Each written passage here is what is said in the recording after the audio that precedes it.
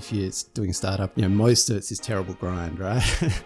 Of like nothing going right, heaps of pressure. But the adventure of when something actually happens, or you do something, or something goes right, or you get a win, that thrill really, that's what stuck with me. And that's what I love. I love building things. I love creating something from nothing and then having people enjoy it or use it, or giving them something.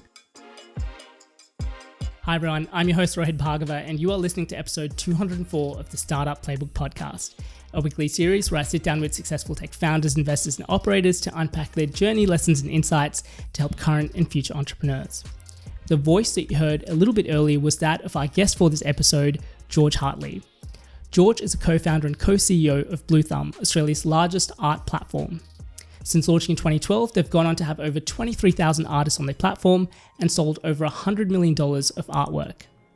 George was also the co-founder and CEO of SmarterMail, which helped e-commerce businesses get more sales through email. SmarterMail was acquired by Relay Commerce in 2022, providing a 5x return to their seed investors. In this interview, we covered a wide range of topics, including why Bluethumb bootstrapped for the first 3 years, raised their seed round and hasn't raised any capital since then, why it's critically important to continuously try new things and take risks with your business, the differences and lessons between building a consumer marketplace versus a SaaS business, and much more.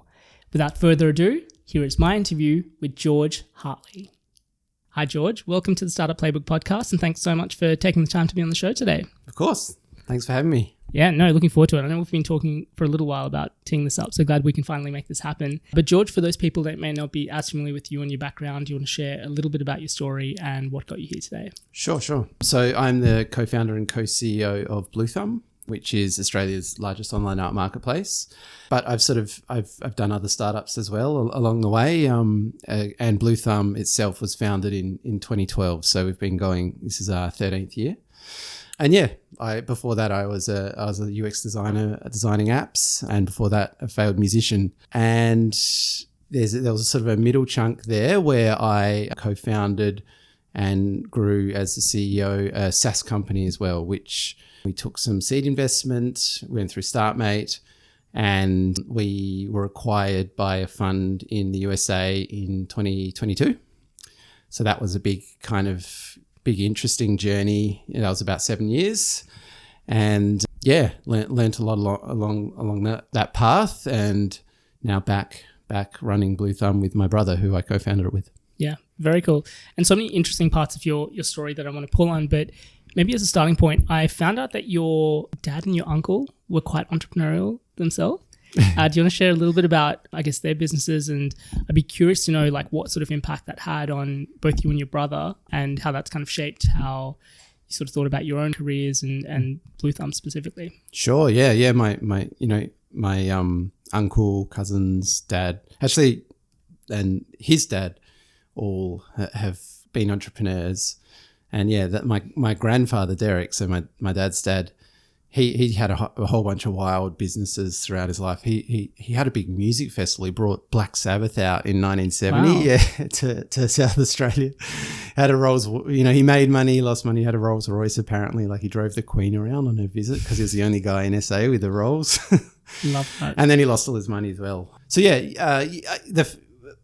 that side of the family, yeah, is entrepreneurial, I'd say, and we've always been encouraged to kind of, it's always been seen as a legitimate kind of career path to do stuff and have a crack, I guess, which is really lucky because that's a bit rarer. There's a lot of people who don't have that, growing up in their lives, and so it feels like a bigger deal to kind of want to start something, whereas for that side of the family at Christmas, there's always tales of big deals or things going wrong or whatever. Yeah. So anyway, my uncle and cousins started Ready Mix Concrete, which is a sort of concrete business. And, that uncle, he was actually a kindergarten teacher, I think, for a while before he sort of got jack of it. And, my dad was a painter, and then that wasn't going so well. So he became an accountant and then sort of started businesses after that. So yeah, always had this kind of implicit permission, I think, to kind of do interesting things if we want to, as long as we give it a real crack. And were there any particular lessons that you took or things that you sort of remember growing up that helped shape how you think about doing that? Like, it's interesting that you kind of even just said being in that environment gave you the permission to do it versus, I guess, like feeling the pressure necessarily, or not the pressure, but feeling the push to kind of like follow in the footsteps of your dad or granddad. Yeah, the family dynamic, the Christmases were always got really competitive.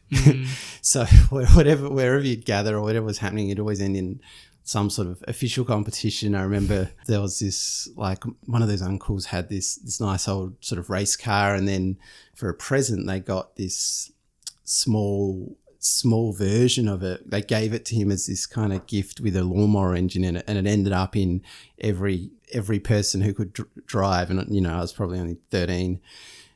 Every person who could drive would have to do a hot lap, and it was timed, and there were all these drunk cousins and uncles just doing these kind of 1 minute hot laps around the yard to win a prize. And so I think competition, being competitive, is always that part of it there. But really, I think what I took from it is the adventure of building something. The kind of the thrill of it. That's kind of it's so bloody hard to there's so many times if you're doing a startup or a company or whatever that most of it's this terrible grind, right? Of like nothing going right, heaps of pressure. But the adventure of when something actually happens, or you do something, or something goes right, or you whatever, you get a win, that thrill really, I think, that's what stuck with me. And that's what I love. I love building things. I love creating something from nothing and then having people enjoy it or use it, or giving them something. So it seemed like fun, and then you do it and it's not as fun, but then when things go right, it is. Yeah. And obviously having a large exposure to that in your family, and you mentioned that kind of competitive attitude, I guess, was there always a view that you would go out and do your own businesses and those sort of things? Because as you mentioned, I think prior to that you were teaching ESL in Japan, and as you mentioned, you kind of were into music and had a indie rock band. I guess did you know where you'd sort of end up at that point, or was it all kind of like a mix of trying a bunch of different things that you were passionate about? My big passion when I was growing up was music. That's kind of really what I liked doing the most. So, that was where I was really focused. I went to university and obviously have to work, but I really that was my main driver. But on the side, we had a few small entrepreneurial things as like teenagers, and I remember Mum got a Costco membership. I think it was Costco. I go and buy those bulk lollies and like sell them individually at school and stuff. Like I liked doing that stuff. And the other thing I always loved was sort of technology. I used to make the websites for for friends or for my bands or whatever. I was always mucking around doing that stuff. But I just loved music. And so, I was in bands, and then, teaching in Japan, I had a band there and came back, and I moved to Melbourne because the music was best here. And then joined and formed new bands here in my early 20s. And, I worked I got a job here in Melbourne in advertising, which I didn't despise. I hated it. I was bad at it. Because at a big agency, that and I was surrounded by people who were so into it, and I wasn't that good at it. And I was like, I hated that I wasn't great at it. I didn't have a passion for it. And I just wanted to do music. And so I quit that to do music. And that I just couldn't quite get there. And I was like, oh man, I hit this bad point in my mid-20s. I'm like, I don't think music's going to work out. This is the only thing I've really loved. Now what? But, I just got an iPhone. I'm like, I actually love this. I'm like, I read the Jobs biography at the same time. Like, oh, actually, I think I get this. I think maybe this is what I can do. And I sort of had this light bulb. Oh, I get another go at this. I was like mid-20s. Suddenly, I think I want to do technology. I think I can actually love this. And so, it actually felt like a second go. And I've loved it since. And I want to do it. I want to do it until I'm sort of can't read a screen. I really do love it. So, I actually feel really kind of grateful that I got this other thing that appeared in my late 20s. I went back to study computer science at like 27, I think. And I went to Outware, they're the best app devs, and I'm like, I need to work for you guys. And they're like, well, you're not a good enough developer, so we don't have a job. I'm like, oh, I'll work for free. What do you want? What do you need done? And eventually, I'm really thankful that they took me on. They did take me on as like the first guy who couldn't really develop properly. I was paid not much, and I just kind of turned up and helped. And then a few weeks in, they were like, do you know how to do design? I'm like, well, I'm doing a course, right now in my uni about UX design. Like, great, you're a UX designer. And so, so that was that. And yeah, that was, in my late 20s, and then I've been doing technology since. Yeah. I think it's also a really interesting point where you kind of mentioned about realizing that music may not work out in the way that you kind of wanted. And, it was up until that point, everything that you kind of thought about. I had something similar with cricket and sport specifically, but that choice was taken a little bit out of my hands with injuries. I was never good enough to play professionally looking back. But at that time, you still have these kind of goals and ambitions. But, I guess it's not too dissimilar from a lot of people who have been working on this idea that they're deeply, deeply passionate about for a long time, and it's not going the way that they want it to. And there's always this kind of like push-pull of, do I just need to wait a little bit longer and things just click and it'll just work? Or actually, am I just like flogging a dead horse and I need to kind of course correct? Do you have any, perspective or any advice in terms of how people can kind of make, there's no one right answer, but like how they can make the right sort of judgment call to decide whether to continue on with something that isn't really going anywhere but with the hope that will change versus, maybe time to call a change and do a pivot. Yeah, that's tough. I would say though, if something like trying to be an indie rock star, that has a very distinct expiration date on it. Like you hit 30, you're done, right? And I knew that. But you're a founder of a technology company, that you don't have that at all. And it's really hard because really the people who make it are the ones with the insane amount of persistence, like the stupid amount, right? The like, you should have given up a long time ago. This is a dumb idea amount of persistence. So it's that genius or you mad type judgment. It's really hard, and I can't really say because we've tended to, we've had Bluethumb, which we ran for 3 years bootstrapped with no outside money, and it wasn't going anywhere. All our money was going into it. Our time, we're at each other's throats. It was a nightmare.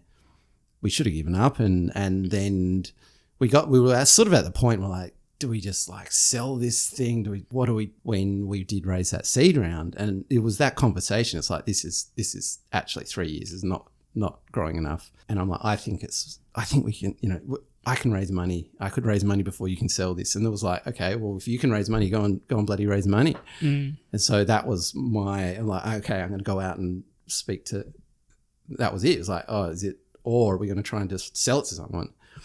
And so that, most people looking at it then would have said, I'd shut this down, boys, put 3 years and too much money in. So how do you make that call? I don't know. It's really, really hard. But the best thing, the beautiful thing about building a technology startup is you can pivot quickly with technology. Generally, this is hardware. It's limitless. You'd have to look at the specific case, because I do know some people have been at their same idea for many, many years and it's got no traction. And from the outside, I say, actually, yeah, just pivot, change, stop, whatever. But most of the time, generally, I err to the, well, just keep going and improve it. Like, find the thing that works, don't stop. Because it's the people who don't stop, they're the ones who get somewhere. Yeah. I think there is something about keeping going with it. But I think that there's also the additional element of like constraint of actually, oh shit, we have 2 months runway or 3 months runway and we need to figure something out. Otherwise, again, the decision's taking a little bit out of our hands. Or in that situation, do we sell or do we kind of like fundraise? Yeah. And that's, a very binary kind of constraint sort of thing. And I think in some ways, like having some form of constraints there is helpful because it kind of helps you to narrow down focus on like what's actually really critically important for us to prove out. Do we sort of continue on with the next step, or absolutely do we just reassess? Having too much money too early just makes you way too soft. And they're the people I see who shut down too quick. If you've raised money on a pitch deck, well, like that's amazing. Like I'm really jealous because we've always done the opposite. But they're always the ones who, in my opinion, they don't, without that real tough first part, it's too easy to give up, I think. Well, it's easier. Again, it's probably a different story in, I don't know, Silicon Valley where where things can move so quick and the opportunities abound so much that you are better off shutting down quick and pivoting quick and all the rest. But, Australia is pretty arid for capital and all the rest. So, yeah. But I don't know. It's one of those really, really hard calls, and I actually don't have a rule of thumb for like how I'd make that call. I mean, obviously looking at Bluethumb now, what I understand, you've sold $100 million worth of artwork through your platform, 23,000 artists there as well. Incredible achievement. I imagine when you started at 2012, a very different landscape. The product was probably a little bit ahead of its time. I imagine that there weren't a lot of places where people were selling their artwork online and even buyers for that. What did the early days of Bluethumb look like? Yeah, I mean, the vision was always to build what we've built. I wanted to do something in music back in the day, but SoundCloud existed and I'd been using it. It was amazing as a musician. I'm like, let's just build SoundCloud for art. Let's just build a place where artists can kind of have their own presence online and build a following and then sell directly to collectors, exactly like SoundCloud and some of the bookstores and whatnot that already existed. But it was funny, we talked to some industry folks and some people running galleries and whatnot, and it was just consensus was the reason it hasn't been done is because there's no demand for it, And we're like, no, I don't think that's right. I think the reason it hasn't been done is just because it hasn't been done. So yeah, I didn't speak to anyone in the arts for the first 2 years, I reckon, who thought it was a good idea. We just did it anyway, which was, we're lucky because we came from outside the arts, so we didn't have that preconceived notion that this is an insanely stupid idea. And it was really great to tick off those thresholds that we were laughed at along the way. It's like, no one, okay, you might sell a $100 print or something. No one's going to buy a $1,000 artwork sight unseen off their laptop. And we did that. I was like, great. Or $10,000 or, like whatever. No, you never sell more than $1 million, all this stuff. And it's like, as you hit them, you're like, yeah, I remember exactly hearing that from someone. It's like, it's really great fuel. And but it was, it was hard and it was losing money, and we put all, we were working jobs, putting our money into this thing for a few years. But it was actually my old man. Like I talked to him a lot about, I don't know, just general strategic decisions, whatever. I often run them by him because he's sort of, he's done a lot of this stuff, and he's basically just said, well, look, how much have you grown in the last 12 months? And I'm like, oh, well, I don't know. We went from selling $20,000 of art to 80,000 this year or something. It's like, great. Well, you've 4x'd. And I'm like, okay, cool. But it's still, we still lost money. Like, okay, cool. But like, okay, let's kind of put that on a chart for the next 3 years. Where have you got to? And like, even if you can get to doubling every year, where do you get to in like 2022 or whatever back in 2014? I'm like, okay, cool. Well, then we're getting to a very big size. Like, yeah, it's just a matter of, how big do you think the market is and can you continue the current growth rate for the next X years? And when you kind of have someone there who gives you that perspective, you're like, oh, okay, cool. We could be selling $1 billion worth of art a year if we continue on this trajectory or whatever. And so having his advice was really good. And then we took some seed money from the founders of Luxury Escapes in 2015. And they were good because they were a few years ahead of us. They had a much bigger online business, and they immediately came in and were like, how much on-page SEO work are you doing? And we're like, what's that? And they're like, oh God, has that check cleared? So they were really hard-nosed about some of the stuff, like some of the obvious gaps to them, because they've been doing e-com at a bigger scale. And so very quickly it was, there was some big wins straight away. So that helped heaps, especially back in 2015. And since then it's just been a matter of kind of, you're always trying to get growth through these step changes. Like you always have these big initiatives. You think, oh, this is going to get us 50% lift this year when we launch this feature or this geography or whatever. You're constantly trying. And I reckon our strike rate it's way less than you think it'll be. Like it's so easy to fool yourself. And I always do. And I always think the next big idea is going to do it. And, I reckon if you were batting at 1 in 3 of these things, really moving the needle, you're like amazing. And really where the gains are, it's those small ones. It's, just the compounding 1%ers. They're the ones that add up to like, year on year doubling or tripling. Yeah.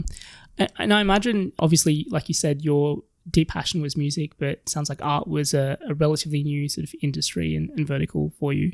I think one of the really undervalued parts of launching a business is like, I think you need to be naive to a certain degree and not knowing that things are really difficult. But I imagine when you're having all of these conversations with established people within the industry to tell them about the idea and they're like, oh, there's no demand, no one's going to go for this. That must be hard. But how do you, I guess there's that whole bit of advice, which is, go out and talk to the market and, figure out what they want and just like build that. How do you approach that when you, I guess, in your gut know where the market is heading, where the future will be, but maybe the feedback that you're getting straight away isn't aligned to that?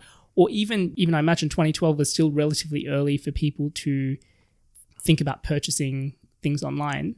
How do you sort of keep going and keep that true to that vision despite all of this external noise or even just the market telling you, hey, it's a little bit early? I think because I've always held Steve Jobs up as Jesus. I've always had that mindset of, maybe what your customers are telling you is a faster horse. Maybe they don't quite know yet. What people say they want is different to what they do when they hit your website. You know straight away, if you do user interviews versus what they actually use when you build it, like chalk and cheese.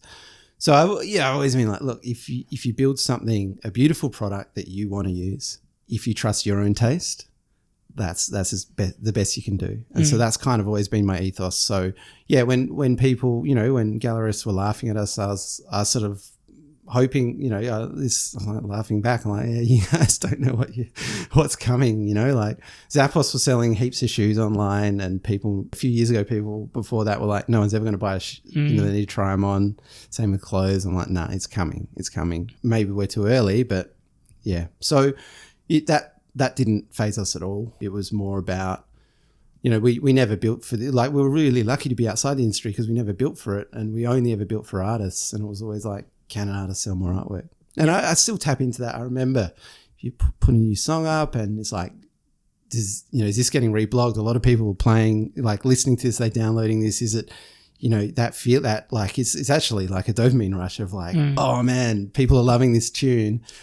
I think about that all the time with our artists when we build our dashboards or analytics or the kind of notifications or whatever. It's like, okay, this thing is actually really kind of popping off. A lot of people adding this to their cart. It's getting a lot of hearts. That feeling, that's what we're trying to build for. And, someone running an art fair or whatever, they don't know they don't know that. Yeah. So. We're going to take a very quick break from this podcast to talk about one of our partners, Vanta. So if you're building a SaaS business and want to quickly unlock growth and build customer trust, one way to do this is by achieving compliance with SOC 2, ISO 27001, CPS 234, Essential 8, or other in-demand compliance frameworks. However, this process is often time-intensive and very costly. Vanta automates up to 90% of compliance, making you audit-ready quickly and saving you up to 85% of associated costs. And not only that, Vanta scales with your business. With a market-leading trust management platform to help you continuously monitor compliance, unify risk management, and streamline security reviews. You can join over 8,000 global companies like Atlassian, Dovetail, and Indebted that use Vanta to build trust and prove security in real time. As a listener of the show, you can get up to $1,000 US off Vanta when you head over to vanta.com/demo. All right, let's get back to the episode. I'm really curious as well. So you mentioned you bootstrapped for the first 3 years and then raised your seed round. And from what you kind of described a little bit earlier, it sounded like it's not like you guys were on a sort of hockey stick trajectory where the investment was like relatively obvious. It sounded like, you guys were really at this juncture to work out, hey, can we get the capital in to keep this thing going? And is it worthwhile to keep going, or do we sell or shut up shop or those sort of things? How do you convince, when you're in that position, how do you convince the investors that came in to come and join you on that seed round? If you can remember what like your pitch or your story was at that time. Yeah, I can vaguely remember the numbers. So when I first reached out to them, and I reached out to them because our email list was popping up. Our email list was selling us a lot of art. And we actually did Smarter Mail because we built this thing a bit later. But I was like, oh, email is such a great channel. And then I'm like, who's got the biggest ecom email lists in Australia? I was like, these, living social luxury scapes guys, maybe we can cross-sell and like maybe they'll be the good investors and they seem to know what they're doing. So I reached out to about, I don't know, probably only 5 different founders, and these are the ones who wanted to chat. And I think it was Jeremy first from Lux, and And I reckon when I pitched him first, we'd done $6,000 of sales or something. It was, no, maybe it was selling $6,000 a month.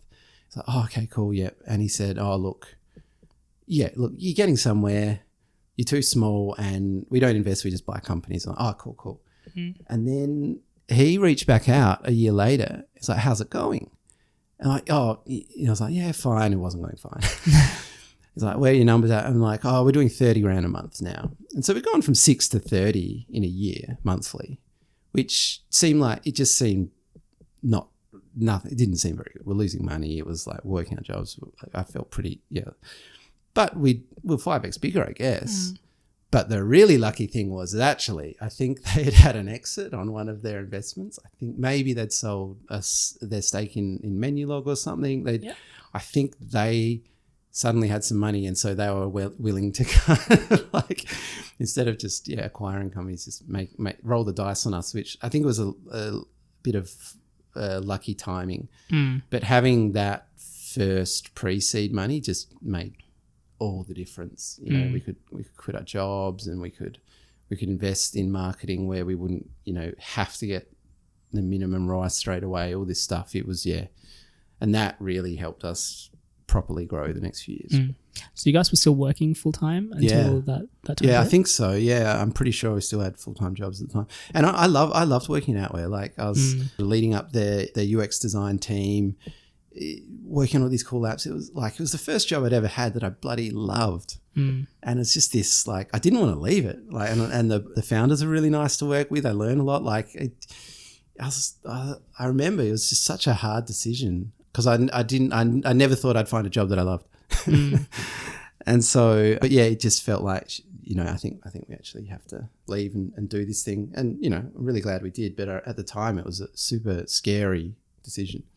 How much did you guys raise in that seed round? We got $500,000 in 2015 from those two angels, and then we did, I guess you'd call, a seed round in 2018, where a fund called EVP put in around a bit over $1 million.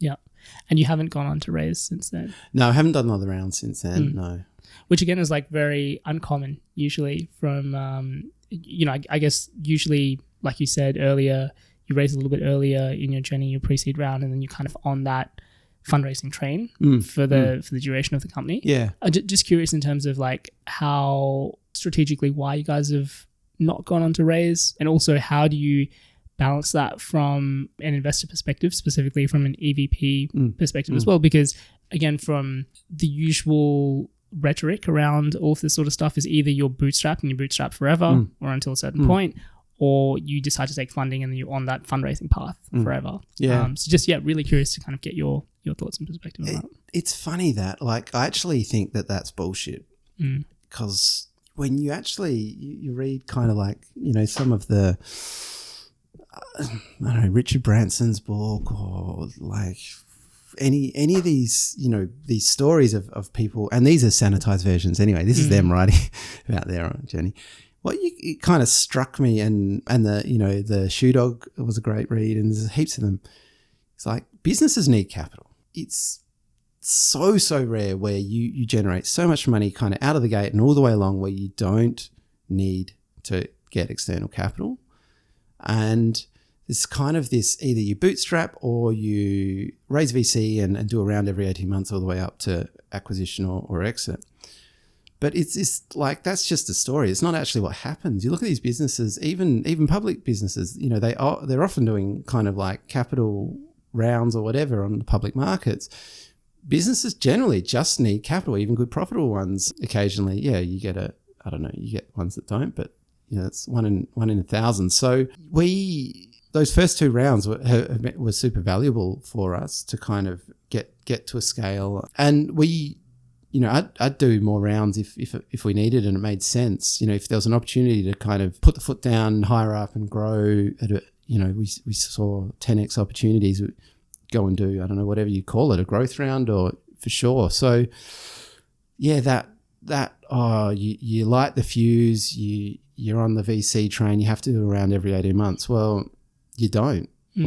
And unless you've signed something that says you have to, just manage your capital better build a business that makes you money and stop if you don't want to do more rounds. People do it because they've spent the money. Yeah. So I don't know. We actually didn't talk about it enough as a founding team or what the plan was. We're not the greatest planners. We're just more doers, and so it never really came up. We sort of COVID. We were growing fine. Then COVID rolled around, and that gave us this monster kind of lift. And we're still much bigger than we were pre-COVID. So yeah, I don't know. Maybe I should speak to Ed about doing a capital raise. we need to spend it on something there. Heard it here first. We're just really curious on how, like, what changed for you from a business perspective or operational perspective, even just like having the additional cash there when you did raise. So I guess what were the differences from the first 3 years from when you bootstrapped to when you decided to take that capital? It was like, night and day. Suddenly we could have a few people that basically as soon as I got off being the only person doing CS, life got so much better. Man, CS is like the hardest job, dealing with like people's problems all day. And it's normally like, oh, my order hasn't arrived. And it's like, it's just such a hard job. And like, I have a lot of empathy for, our CS team and anyone doing it, because it is just a full day of trying to fix problems. So that was monumental to be able to like not have to do CS for me. But yeah, it was just being able to kind of have breathing room to kind of fail more at experiments. That's really what it gave us. Yeah. So yeah, no, it was probably one of the most important times ever, step changes, whatever, for the business, was getting that first lot of money. And yeah, we sort of were burning and growing, and we needed that next round as well. So yeah, the business didn't change much. We just board meetings and whatnot, but having that outside advice, especially in those first years from 2015 on, also that was super, super valuable. Yeah.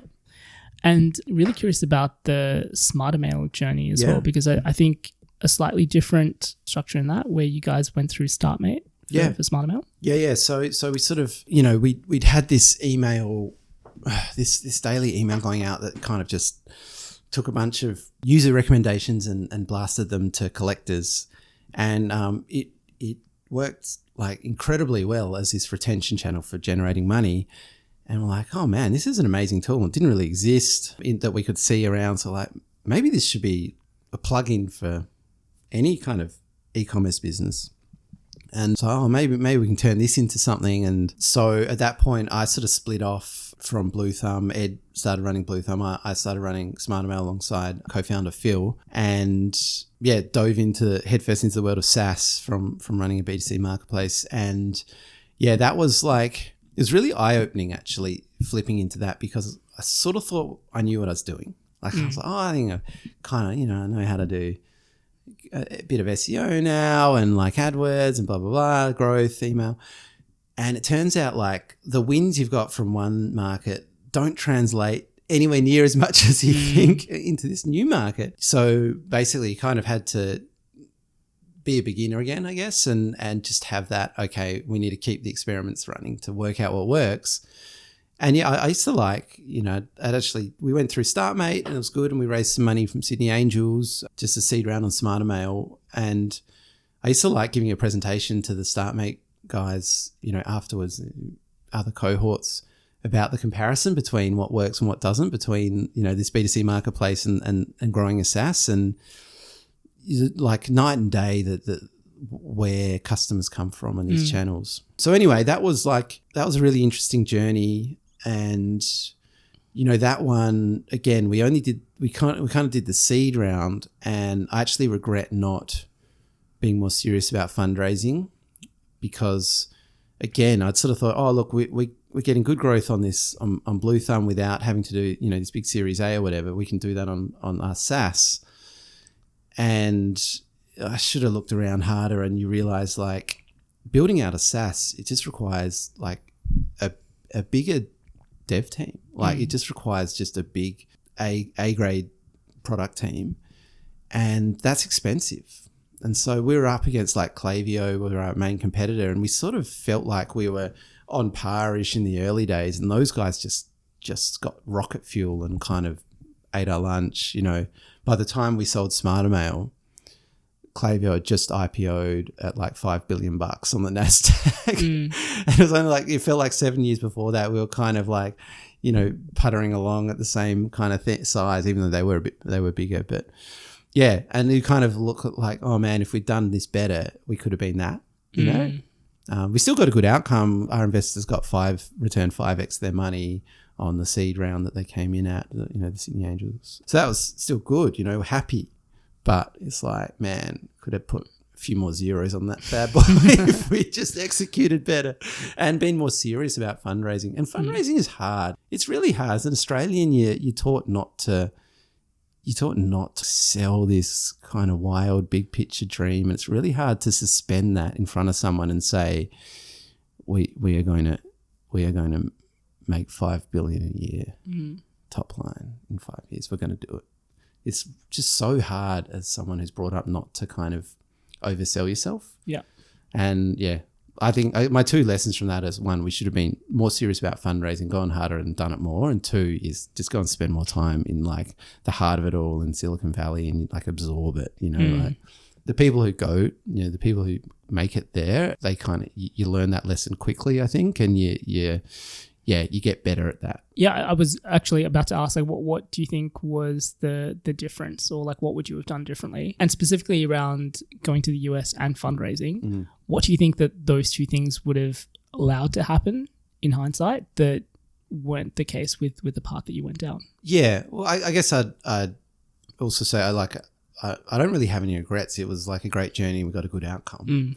But looking back, I think if I'd spent more time there and been more serious about fundraising, you never know what's going to happen, but you give yourself a lot more chance. There's just more serendipity. You're just surrounded. When you're in it, it's like, if you're at a roulette wheel that's spinning at like normal speed versus 1,000 times more quicker, you can spin more. You can have, you just give yourself so much more opportunity, I think.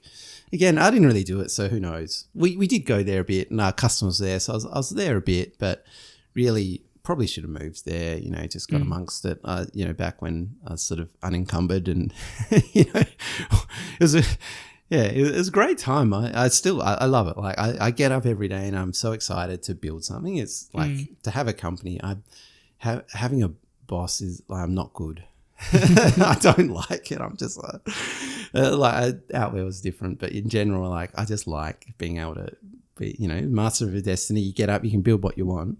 And a few years ago, I was sort of, I was just some single guy with a couple of startups. Like I probably should have gone there and just been more amongst it. Bit harder now with kind of 2 kids and a mortgage and the rest, but yeah, who knows? So one of the things you kind of mentioned with being able to take on additional capital is probably being able to accelerate the business a lot more and kind of hiring top class talent. One of the people that I spoke to as part of the research process, this interview, was your brother, Ed. And one of the things that he mentioned in terms of like lessons for him or for you guys as a business is just learning to get better at identifying and hiring talent and what that whole process looks like. It's not something that gets taught anywhere really. And, in my experience and having spoken to a lot of founders, a lot of it at the start, especially, is you're just making it up as you go along. Yeah. But he mentioned having structures in place like top grading, for example, has really helped make a big difference for you guys. Again, do you want to kind of talk a little bit about your sort of hiring practices, how that's evolved and like where that's at now? Yeah. It's really hard, and we, both our startups sort of not overly structured, I would say. So yeah, bringing the top grading, hiring, a friend of mine, Gemma from Work 180, sort of introduced us to that's been really handy for that process. And sorry, do you mind explaining what top grading is as well? Yeah, well, I'll probably get it wrong, but it's just a system for interviewing and identifying the strengths and weaknesses of someone just through a series of interviews, because that's really bloody hard. Because what can happen with a normal hiring process is if you're just interviewing and you get other team members or whatever, you can end up hiring someone who's a really good interviewer, not necessarily a really good doer, right? So yeah, that's trying to kind of go deeper and really kind of highlight actually where are these person's strengths. The thing I learned though, actually at the Outward days, because we scaled really quick, I was there, I think their eighth or ninth employee. And, when I left, there was over 100 3 years later. So we'd hired 90 people and they had everyone involved in the process, but they really emphasized just getting someone to do their job. Whatever you're hiring for, just get them doing it in front of you or in a room for a few hours, come back, show us. The talking part is like just a kind of, is this person, can they communicate well enough their ideas? But really it's the doing, which is really great for if you're hiring a developer, if you're hiring a designer, even if you're hiring a marketer, that sort of, give them access to some of your tools and okay, go. But if you're hiring someone whose role is a bit more esoteric, I don't know, like a manager of people, it's really hard to identify, is someone actually good at this? So yeah, that's why top grading was good, and obviously deep reference checks as well. Yeah. Someone else I spoke to as part of the research process was Freddie. Oh yeah, Freddie, Yeah, one of your early hires. Yeah. He did tell me about a little pitch poem. His hiring process, yeah. I don't know if I've ever told my co-founders Ed and Phil how Freddie applied for that job. Yeah, I did find the YouTube video. Oh, you found it? Oh my God. I found it. Well, if Ed listens to this, I don't think he's heard this before. Freddie came on. He came on to work on our email company, not Bluethumb. It would have been our first. I don't think Bluethumb had any employees. And he applied as an intern, and he applied by sending a YouTube link to him reading a poem he'd written about the email company.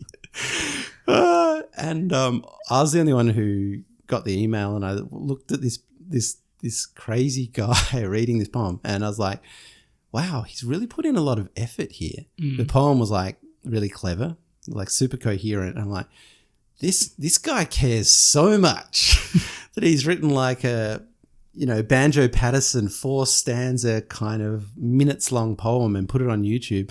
I'm like, I think this guy's getting to the top of the pile, and that was our system back then. I never showed Ed or Phil. I don't think they've seen it yet. Yeah, so that's how he applied, and that's how he got the job as an intern on the email thing. I think immediately we're like, actually, no, he had experience in art. Like, can you do some art marketing for us? So he started that way. Yeah, and he was great because he was just such a fast learner, and he ended up doing a lot.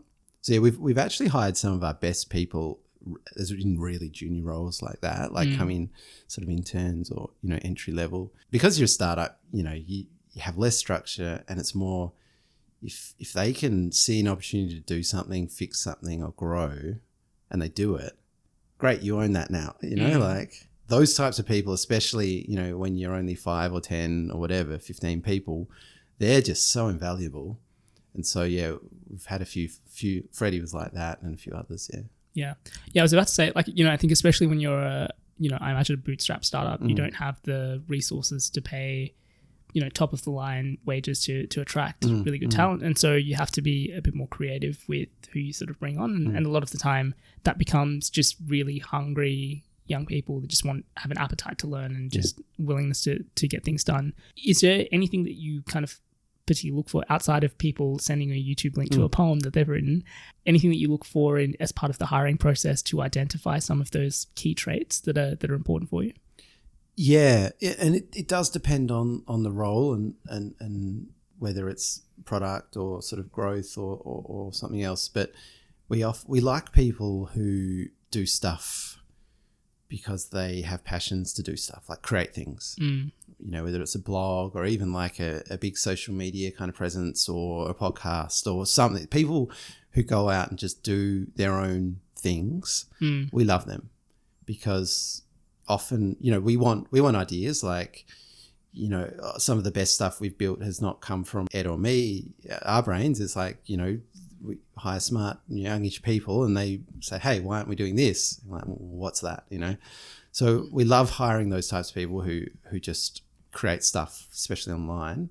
And yeah, it's and development wise, people who really have a passion for kind of a good user experience, I guess, good product. Like, I love when you talk with a dev and you ask what their kind of favorite websites or apps or products are, and they kind of show me something I haven't seen, but it's like oh, I love this because it does this really cool UX thing, or it's like this amazing stuff behind the scenes. And those types of folks are really, really great to have on the product team because they kind of, they bring the ideas or they fix stuff that you haven't noticed or whatever, they kind of level up the product. Scendar is the OG startup accounting firm in Australia, catering to all stages of your business life. If you're busy running a business, you don't always have the time to do your own books and forecasts, and instead you can fully outsource your finance function so that you have the time and resources back to do what you do best, which is growing your business. They have a dedicated focus on founders, funds, and startups, and have an experienced team that can help you with everything from managing your tax to balancing your books to even helping with your exit strategy. I trust and use them with all of my businesses and can't recommend them highly enough. To find out more or to speak to Gareth and the team, head over to scendar.com. All right, let's get back to this episode. Something else Freddie mentioned, which was your superpower, was just your ability to take a bunch of risks and try a lot of things. And as you kind of mentioned, trying a bunch of things and a lot of them aren't going to work out. I think you mentioned if you do 1 in 3 really needle moving things and they're hitting the mark, like you're doing really, really well. But there's, that kind of continuous putting resources, shifting people's focus around those sort of things is really challenging, especially when things aren't quite going to plan.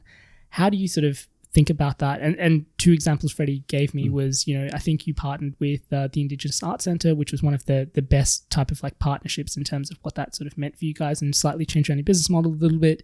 And then on the flip side, there was, I think he mentioned Bluethumb Digital, which was you guys trying to sell NFT artwork, which maybe didn't go to plan. So again, how do you sort of think about that experimentation, like steps and growth around those sort of things? And again, what is something that you should continue persevering versus something that's like not quite hitting the mark and you guys need to go back and reassess? Yeah, it's funny, superpower. Oh, I've got a superpower, great.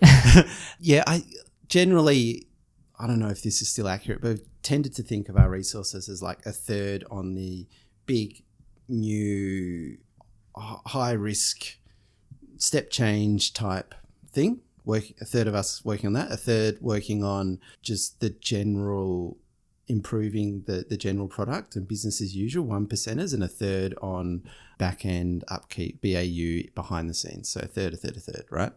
So that's generally how we've tried to kind of split our time and resources. What we were bad at, and we've started to get a bit better, we've got like a kind of a good product manager, Alex, who's helped on this a bit. What we were bad at was kind of saying no to lots of shiny new things, like it's really, really hard. A big new idea takes a long time. And it's really hard to just do that when there are other new good things that appear, everyone's excited about, sitting on backlog. So, whatever that big new initiative is, that 1/3 of our focus, keeping that moving as quick as we can, prioritizing that as hard as we can, and adjusting where we need to as quick as we can. That's actually something we've been not great at, and we've tried to improve at. And have improved at in the last kind of 18 months. But yeah, we've launched a bunch of kind of big media initiatives, some that have worked, some haven't. The Bluethumb Digital didn't. Those are the tail end of NFTs. It could have if we were a bit earlier, perhaps. Don't know. The Art Centre has been great. We've got a third of Australia's Indigenous non-profit art centres on us, selling through us. But even stuff like, we used to get this inbound with thousands of messages a day just coming into our one inbox, and they were kind of for artists. And we didn't have any direct way for people to communicate from, I'm a collector, I want to talk to this artist, artwork I'm looking at. And we were worried, if we build some system, won't people just kind of organize to go around us? Won't they just leak around us if we let them have an on-site chat? And then we're looking at, do others do it? How do they? And it's just this is a big thing to build. No other art marketplace at the time had it, not the big US ones or anything. Airbnb had a really great version. It's like, maybe we could try and reverse engineer what Airbnb do, where you chat to the host and they don't let you kind of circumvent it, but you can communicate. And we're like, but what happens if it makes sales drop? Like, this is going to take us 6 months. And it's like, so yeah, a lot of kind of discussion and planning. And then we decided, let's just go for it. Let's just build this direct chat thing. And we did. And it immediately improved sales and immediately lowered that leakage rate because people could ask those particular questions that they weren't getting answers to quickly, and they were going around, and then they'd go on Instagram or whatever because they could get an answer. So it actually improved what we were worried about. And then when COVID hit, it allowed us to scale without having to hire heaps more people. They could, we got 5 times more traffic, and we could scale without needing to really, really kind of ramp up those CS heads. So it was that was one of those bets that I was worried about. I wanted, but I didn't actually think less than 50% chance of it doing the right thing. And it was, it really turned out like super well for us. I think the point that you made about there's always kind of new and shiny things is a really important one, because I think for most businesses, the issue is not, do we have enough good ideas or potential ideas for us to explore? It's how do we focus on the right thing and give enough focus and energy towards a particular thing to then do that. How do you guys internally sort of make those decisions on your 10, 12 different shiny things that we could go after? Here are the 1 or 2 that we're going to focus on for this quarter, this month, whatever that may be. Yeah, well, there's like a super rigid process, and we put it on a simple matrix of effort versus impact. Expected effort, expected impact to the business. And, would have 100 on backlog there, and every week we look at it, every single week. And it's rank ordered, and we can work on number 1. Yeah. And that's it. Yeah. Yeah, right. And the what you kind of said about splitting everyone's time into a thirds, is that like a cultural expectation? Is that how you set KPIs in terms of like what people are measured on? Like how is that ingrained within the way that you guys operate? Yeah, it's more split. That split is mostly the product team. And so, how we work out what to work on sort of roughly is has been that split. How trade operations and marketing works is sort of slightly different. We basically have, as a company, we have 3 OKRs for the whole year. Like, this is what we, number 1, 2, and 3 in rank order. This is what we're aiming at. And then marketing, okay, we've got a couple of OKRs that fall straight out of that. Same with product, fall straight out of that. So that's kind of, it's pretty simple. We're not over planners, I would say. Like I said, my brother and I both sort of have perhaps too much of a bias for action, less for record keeping and planning. But then again, you get the advice from people who don't run companies about like spending all this time on strategy, and where you find out really what works is in the execution and how you execute and doing it better. And so we quarterly kind of look at our strategy and how we're tracking, which is good. We probably weren't doing that enough, but the people who win execute better. Yep. And from what I understand, only recently you've kind of expanded over to the US. Yeah. Last year. Yeah. How's that going? Yeah, good. Yeah. So, we 12 years later, we finally launched bluethumbart.com in the USA. It's taken us 12 years. Yeah. So no, it's been good, been growing. Actually, I was just before this looking at USA SEO with the team. So yeah, that's growing pretty well. It helps actually having, we've got like a very high domain rank here in Australia. So we're starting this .com from scratch, but you can push a lot of kind of domain authority across, which is good. But yeah, we've got kind of a senior growth guy in America, and that's it. That's the team at the moment. So this year, actually, I kind of want to get across, there I'm talking about Smart Mail getting across to the USA this year. So I want to get across and kind of, just get back on the ground a little bit more there.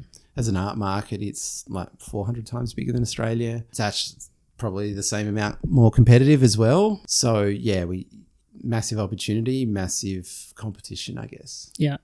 Is there a particular reason why you didn't do that earlier?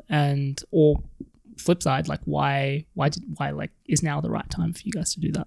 Yeah, well, back in 2018 when we raised that seed round, we sort of were like, okay, cool, we've got $1 million or whatever, we can deploy this. What's the big thing to build? And Ed and I were like, okay, we could.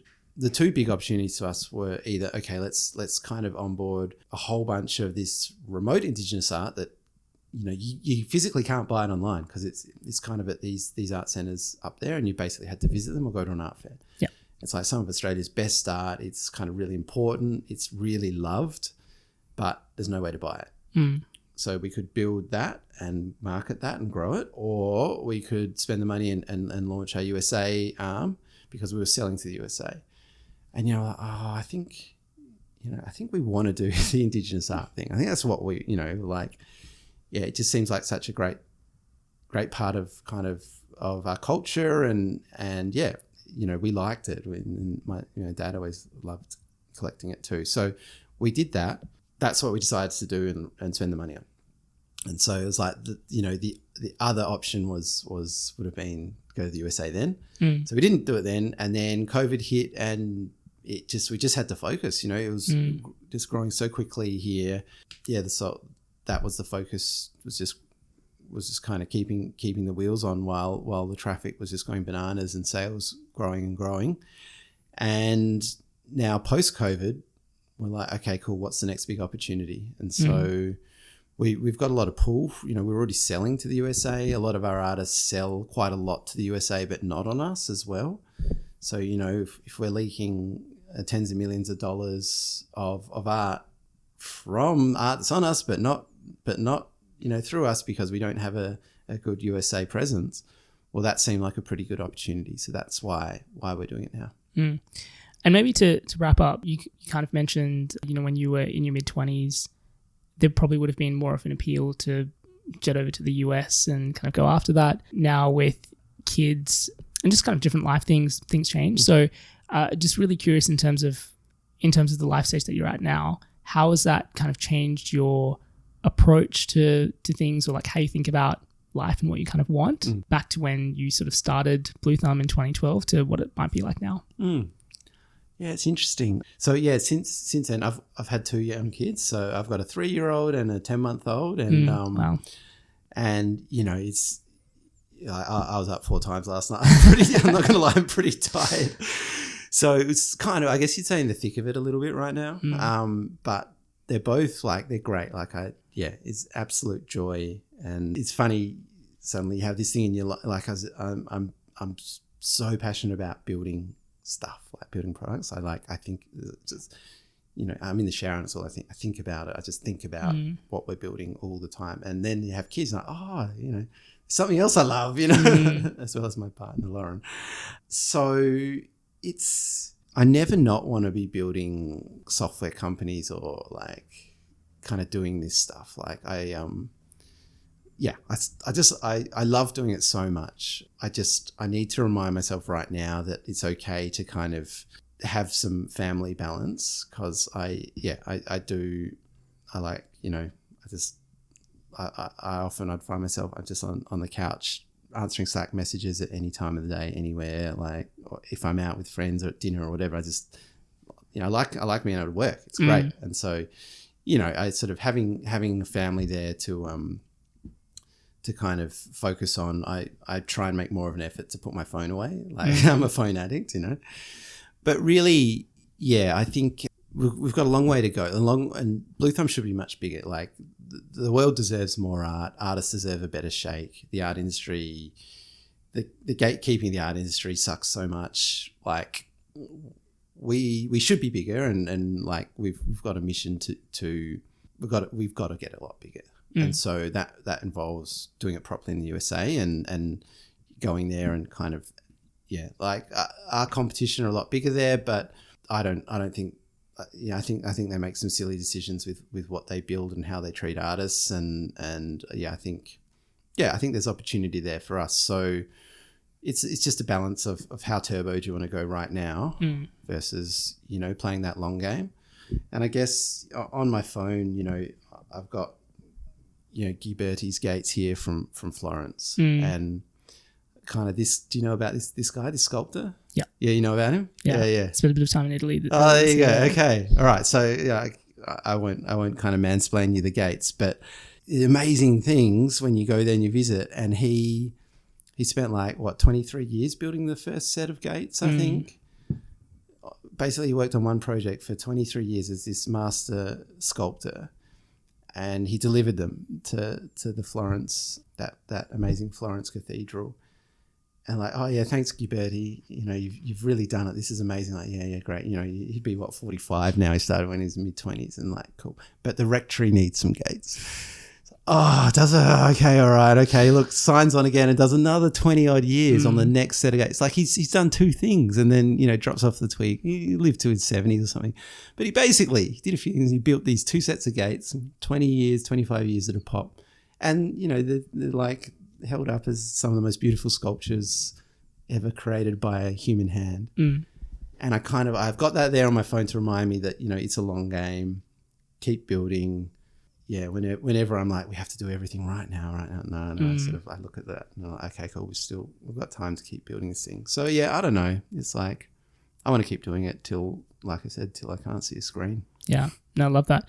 And again, maybe just to wrap up, you know, I'm sure there's a lot of founders that are listening to this that are probably in a similar position where, you know, the mission that they're on is really important to them and to their users and their customers, and they kind of feel this, maybe obligation is the wrong word, but this thing that, you know, like you said, the world deserves this platform and this business to be what it should be around that, with the balance of he's also a young family and all these sort of things and other things that are important to me as well. So there's never any sort of right or wrong answer in this, but for the benefit of the founders that are listening, when you sort of talk about finding that balance for yourself with that, what does that specifically look like for you? I shouldn't give any advice. I literally can't. I don't know. What do? I do my best, and I pretty much am home at 5 to 7 for like bath, dinner, make sure, you know, spend some time with the kids then, and I'm up in the morning with them. So I see my kids for that time. And then, I hopefully can go and keep working at night. Yeah. So no, I don't know. I can't answer that. Sorry. No, you're absolutely right. George, really appreciate you coming on and sharing everything Bluethumb and your journey as well. For anyone that wants to find out more, say hello, get in touch, what's the best way for them to do that? Yeah, cool. The other thing I should mention is we've got an art podcast as well. Do too? Yeah, yes. So Art in My Home. Check that out on Spotify and Apple. It's been really fun. So we interview interesting people who aren't necessarily known as art collectors. Yeah, and it's really fascinating. You know, they obviously have art and enjoy it, but, you know, they do other stuff. And, yeah, hearing their kind of collecting journeys has been really, really great. So, yeah, check out Art in My Home. Otherwise, check us out online, Bluethumb. Just Google it. Don't click the ad. Just click the organic, please, and save us a buck. or on Instagram, Bluethumb Art.